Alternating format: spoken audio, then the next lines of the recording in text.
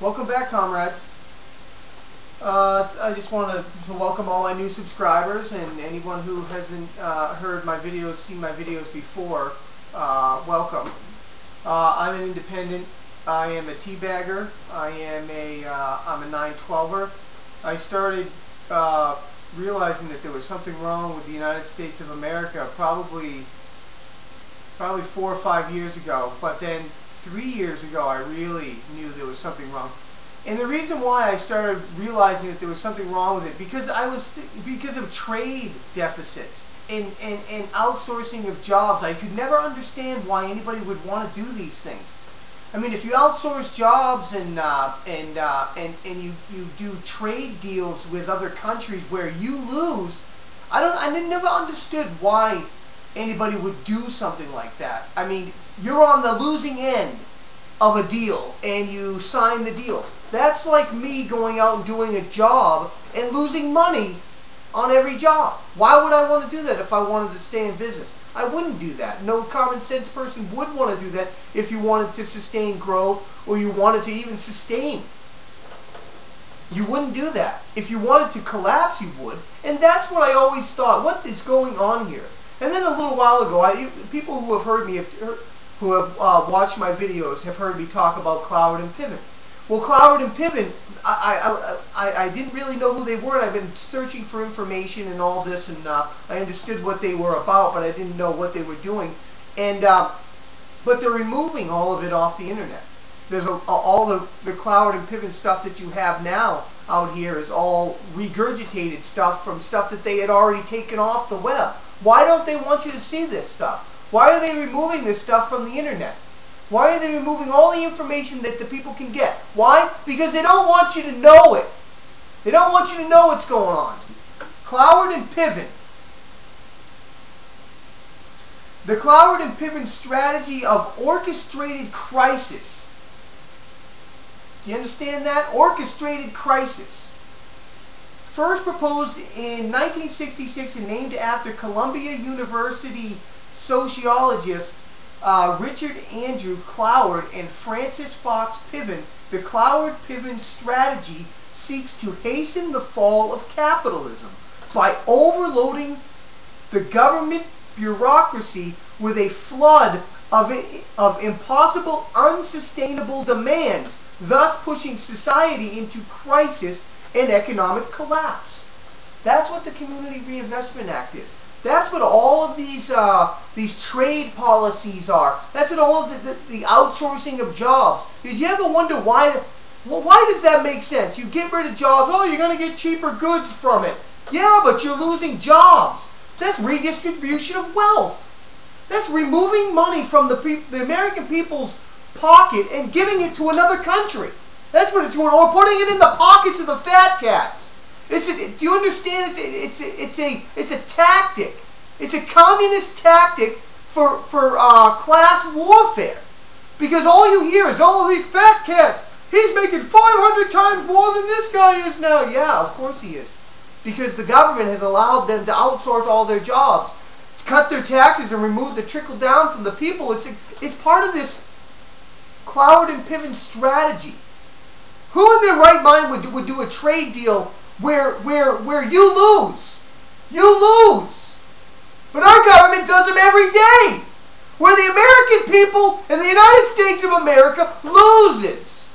It's a strategy. It's a Cloward and Piven strategy to destroy the economy. That's what the Community Reinvestment Act was. It forced banks to give loans to people who couldn't pay them. The banks didn't want to. The progressive movement sicked Barack Obama and his Acorn people on the banks. They did sit-ins. They protested the banks. They harassed the banks. They threatened the banks. They called the banks racist. They used all the tactics and strategies and ridicule that comes out of this book, Saul Alinsky's Rules for Radicals, to get to push, to nudge, to get these people to do what they wanted to do. They camped out on the CEO's lawns, picketing these people, private people.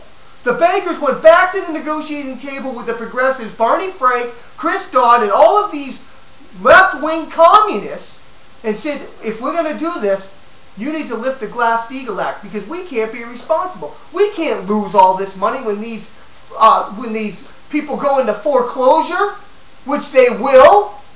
You need to lift the Glass-Steagall Act and we will do it. And the Glass-Steagall Act was put in place to prevent banks from doing exactly what they did. And it was put in place after the Great Depression to prevent another economic collapse. And the progressives let them do it. Larry Summers, Tim Geithner, these people went in and dismantled the Glass-Steagall Act.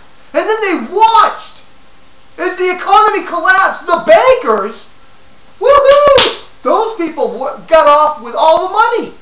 The people who signed this bill, who decided to do the Community Reinvestment Act in the banks, those people are gone.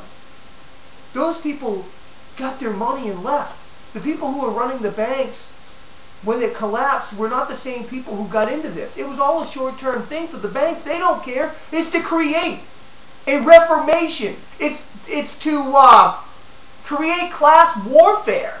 The progressives knew the banks didn't care, knew the banks were going to make money hand over fist, and knew that they were going to be able to blame it on them. And Barack Obama came out the other day and said, these fat cats are the ones that caused it, when actually it was him and the progressive movement that caused the collapse, the economic collapse of the United States of America and the world, for that matter.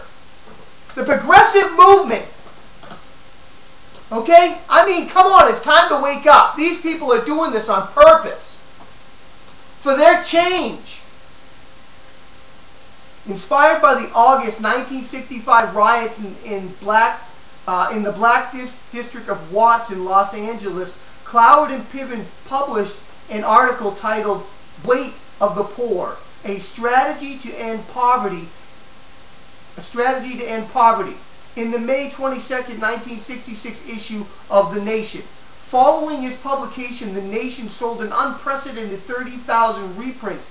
Activists were abuzz over the so-called crisis strategy, or Cloward and Piven strategy as it came to be called.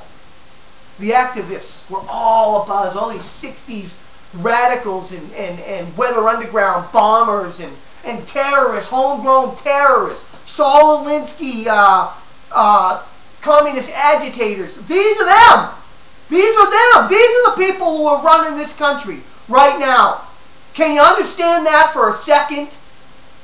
I mean, Barack Obama launched his career in what's his name, William Ayer's living room. They work together. These people know each other. These people are working together to destroy the United States of America. And that's the bottom line. You want to know?